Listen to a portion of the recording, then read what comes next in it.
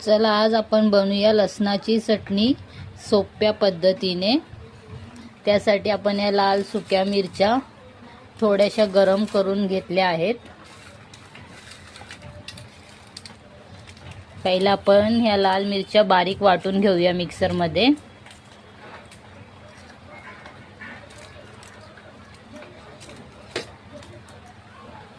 या लाल मिरच्या आपण मिक्सर मध्ये बारीक वाटून घेऊया। आपली मिरची आता बारीक वाटून झाली आहे। आता आपण त्याच्यामध्ये लसूण टाकूया।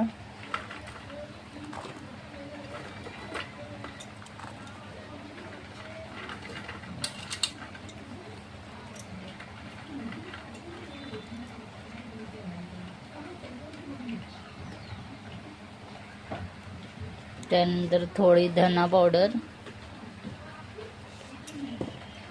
थोडं जिरं,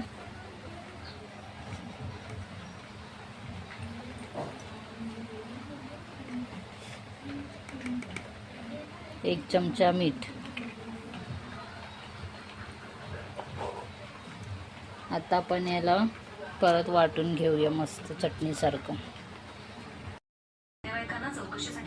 बघा आपला ठेचा अशा प्रकारचा झाला आहे, साधा सोपा ठेचा।